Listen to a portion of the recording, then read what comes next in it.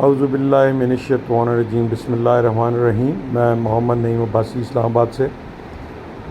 आज मैंने दोपहर के टाइम पर एक लॉन्ग मार्च के रिलेटेड जो मेरी अपनी आंखों देखा हाल था वो मैंने जब बयान किया तो बहुत सारे दोस्तों का मुख्तलिफ़ जगह से कॉल्स आईं और उनमें से चंद एक ने बड़ा एक सवाल किया और मुझे कहा कि जी अब आप इसके ऊपर भी वीडियो बनाओ और हमें जवाब दो। और वो ये सवाल ये था कि जी खान साहब के ऊपर ये ब्लेम लगाया जाता है कि जी ये तो यहूदी एजेंट है, और जगह जगह मुख्तलिफ़ अपोजिशन पार्टियाँ भी ये कहती हैं, उनके लीडर्स भी ये कहते हैं। और एक साहब ने ये भी कहा कि जी हकीम सईद साहब ने अपनी किताब में लिखा था कि यहूदी इमरान खान साहब को प्लांट कर रहे हैं पाकिस्तान के अंदर। तो उन्होंने मुझे कहा कि जी आप इसके बारे में क्या कहते हैं। तो और उसके बाद ये जो फ़ॉरेन फंडिंग है केस है, इसके बारे में भी लोगों ने बात की। तो मैंने ये फिर सोचा कि मैं एक और अपनी ऑडियो रिकॉर्ड करता हूँ।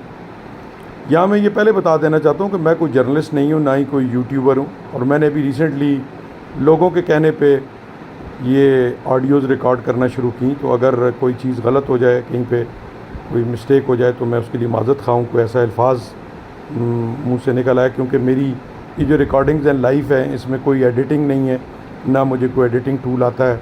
तो मैं अपने मोबाइल पे बैठ के ये वीडियोज़ रिकॉर्ड करता हूँ और डायरेक्ट यूट्यूब पे इनको अपलोड कर देता हूँ। अच्छा, ये जो सारा मामला है जी, इसके अंदर मैं पहले तो आपको ये बता देना चाहता हूँ कि इमरान खान साहब को आप उनकी लाइफ को पहले आप ज़रा दो सेगमेंट्स में ब्रेक कर दें।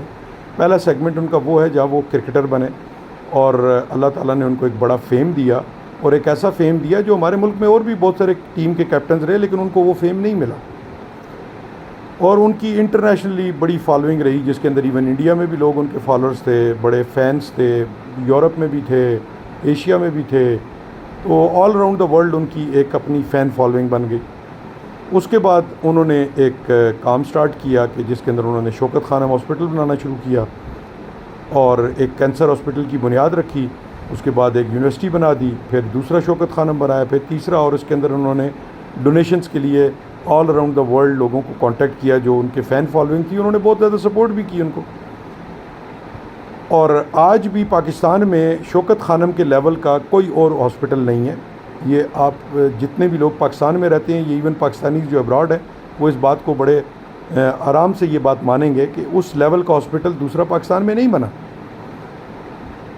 अब ये सारा कुछ करने के बाद इमरान खान साहब पॉलिटिक्स में भी आ गए, और पॉलिटिक्स में उन्होंने आके अपनी जो फ़ैन फॉलोइंग थी उनसे रिक्वेस्ट की कि जी वो उनको फंडिंग करें। अब यहाँ पे दो चीज़ें हैं कि क्योंकि उनकी फ़ैन फॉलोइंग में मुस्लिम्स भी थे, नॉन मुस्लिम्स भी थे, मैंने कहा जहाँ तक इंडियंस भी थे। तो जब उन्होंने अपना एक अकाउंट नंबर फ्लोट किया पूरी दुनिया में, तो लोगों ने उसके अंदर पैसे डाले।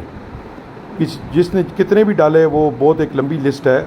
लेकिन फ़ॉरेन फंडिंग का मतलब ये है कि आपको कोई फ़ॉरेन गवर्नमेंट या फ़ॉरेन कोई एजेंसी लाइक CIA या मुसाद या रॉ आपको फ़ंड कर रही हो, और अपने किसी हिडन ऑब्जेक्टिव को अचीव करने के लिए किसी इंडिविजुअल को या किसी पार्टी को फंडिंग आ रही हो, तो ये फ़ॉरेन फंडिंग कहलाती है।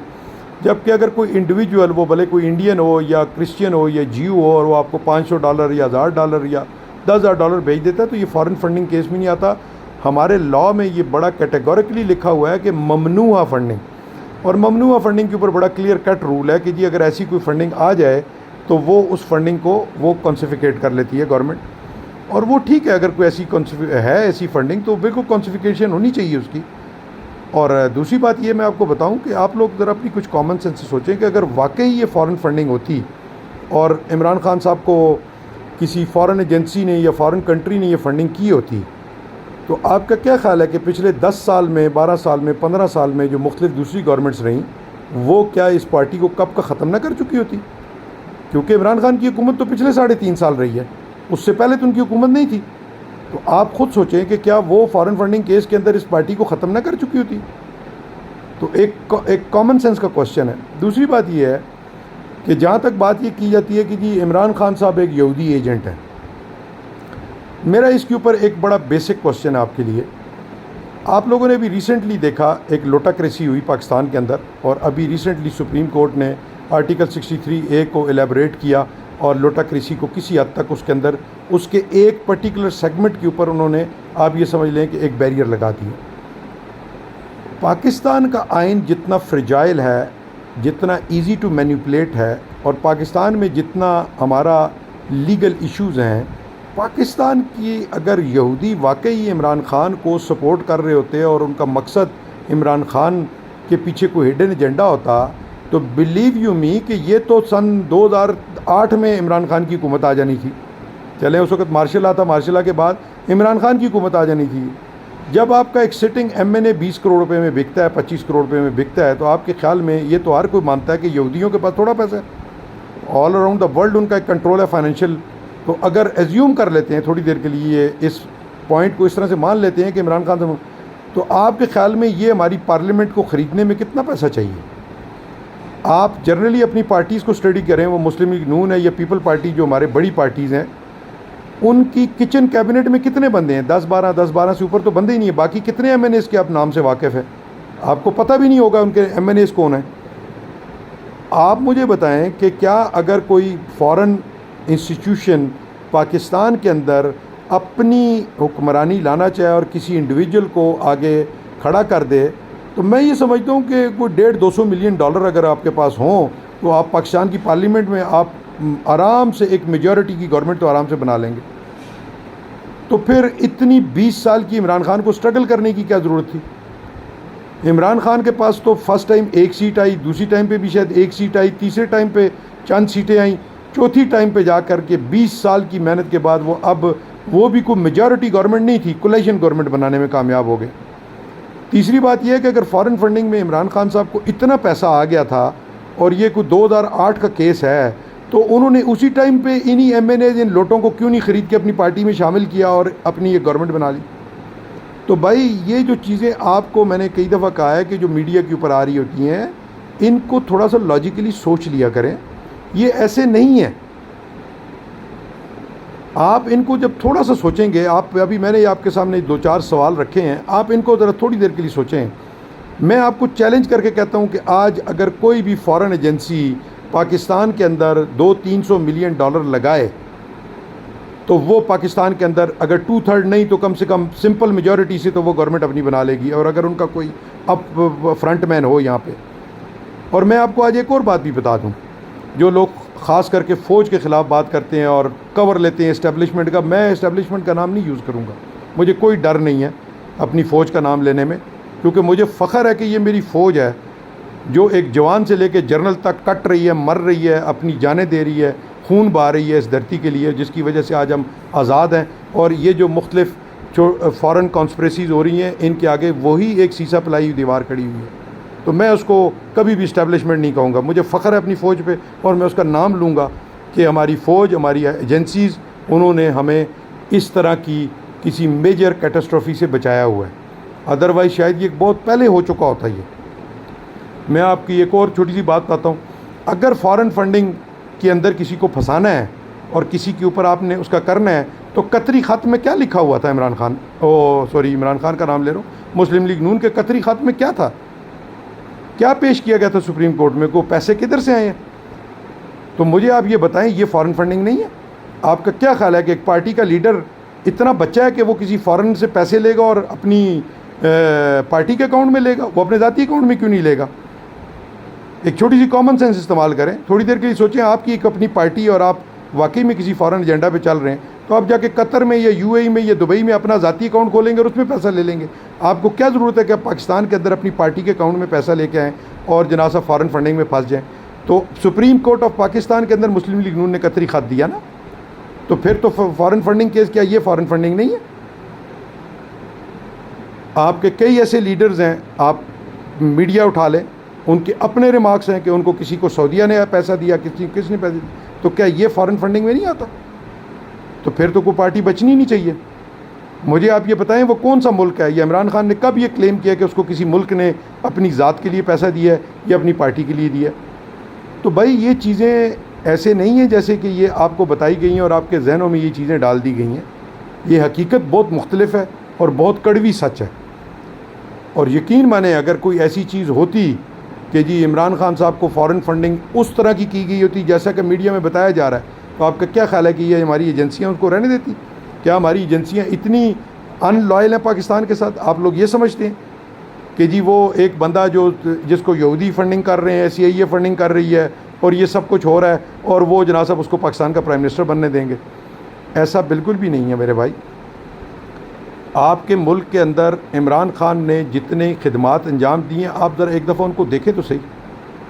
मुझे आप ये बताएं कि कोई आदमी किसी फॉरेन फंडिंग में क्यों जाएगा? उसके पास किस चीज़ की कमी है? उसने अभी पिछले दिनों एक बच्चे की कमीज़ पे साइन किया, वो 5 करोड़ रुपए की बिक गई।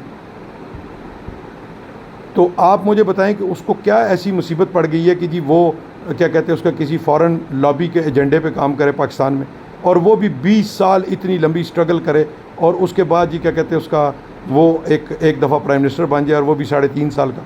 और अगर एज्यूम कर लेते हैं, फिर भी चलें, मैं एक और ऑप्शन ले लेता हूँ कि जी वाकई में ऐसा था कि जी वो यहूदी एजेंट था और उसने फ़ॉरेन फंडिंग ली और ये सब, तो फिर 3.5 साल बाद अमेरिका की कॉन्स्पिरेसी पे उसकी हुकूमत क्यों चली गई? यहूदी यहाँ इसको क्यों छोड़ के चले गए? ज़रा आप मुझे इस चीज़ का फिर जवाब दे दें। तो ये इस तरह आप जब चीज़ों को कोरिलेट करेंगे ना जी, तो आपको पता चलेगा कि भाई हकीकत ऐसे नहीं है। उसको कोई ज़रूरत नहीं थी यहाँ गर्मी में इतना पसीना में और इतनी झपके खाने की। पैसे फेंको और यहाँ पे मैं आपको एक और बात बताता हूँ। 63A के ऊपर सुप्रीम कोर्ट ने एक फ़ैसला दिया है कि जी अब वो जो लोटे होंगे उनका वोट काउंट नहीं होगा। आप क्या समझते हैं कि इससे लोटाक्रेसी के ऊपर ब्रेक लग गई है? नो, अभी भी बहुत सारे ऐसे तरीके हैं इस कानून के अंदर के दोबारा लोटे बनेंगे। मैं आज आपको बता रहा हूँ, लोटे बनने के बहुत सारे फार्मूले हैं अभी भी। ये एक उसकी आप ये कह लें कि वर्टिकल के ऊपर सुप्रीम कोर्ट ने एक फ़ैसला दे दिया है, और वो अब अभी गवर्नमेंट टॉपल करनी हो, लोग कहते हैं जी वो आसिफ अली जरदारी साहब डबल PhD है सियासत के अंदर। मैं एक कॉमन आदमी हूँ, मैंने कभी कोई सियासत के साथ मेरा लेना देना नहीं है। मैंने पाकिस्तान का आइन पढ़ा हुआ है, ठीक है। मैं आपको अभी यहाँ बैठ के ऐसे 4 तरीके बता सकता हूँ कि आप किसी गवर्नमेंट को टॉपल कर सकते हैं। आप एक मेजॉरिटी की गवर्नमेंट के अंदर लोगों को दोबारा 20-25 करोड़ रुपया दें और वो जाके रिज़ाइन दे दें सुबह में, वो रिज़ाइन दे दें। लेट्स सपोज एक गवर्नमेंट के पास 200 बंदा है, वो 30 बंदों को 20-20 करोड़ रुपया दें, वो रिज़ाइन दे दें सुबह में, तो क्या होगा? उसके पास वो मेजॉरिटी लूज़ कर जाएगी वो गवर्नमेंट। तो आप अदम एतमाद लें, बाद में री-इलेक्शन करवा के वो आपकी पार्टी में चले जाएँ। इसके ऊपर अभी ये हमारा जो आइन है ये इतना फ्रेजाइल है कि इसको जहाँ से चाहें आप इसका कान मरोड़ दें।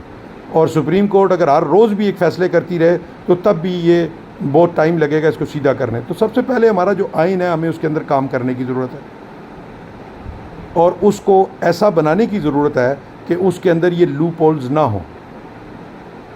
ये पिछले 1.5 महीने के अंदर आप देख सकते हैं पंजाब में गवर्नर के साथ क्या हुआ, वज़ीर आला का क्या हुआ, यहाँ पे अदम एतमाद में क्या हुआ, ये कितने लूप होल्स बीच में से निकले, ये इसी आइन में से निकले ना।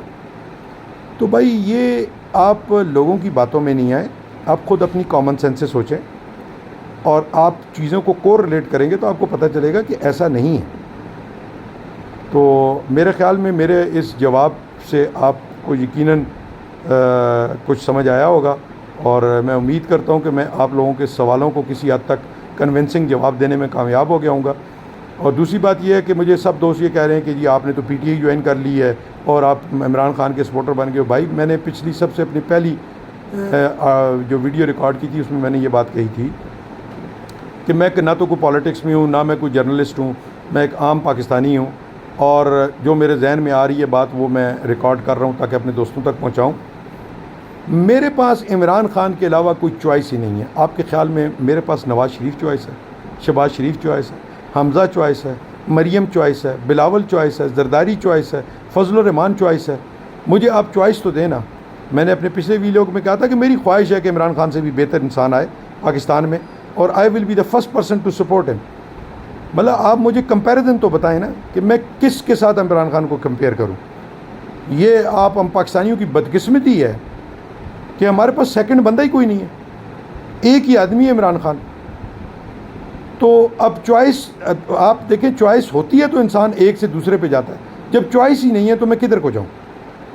मैं जब अपने इर्द गिर्द नज़र घुमाता हूं तो मुझे तो कोई बंदा मिलता ही नहीं है। तो लीडर की शेप में मेरे सामने सिर्फ एक ही सैंपल है और वो इमरान खान है, और मैं उसको मजबूर हूँ सपोर्ट करने पे, क्या करूँ? तो आप इस चीज़ को इस तरह से देखें और मुझे ज़रूर बताइएगा कि क्या मेरा ये जवाब आप लोगों को मुतमईन कर सका या नहीं कर सका। बहुत बहुत शुक्रिया। अस्सलामु अलैकुम।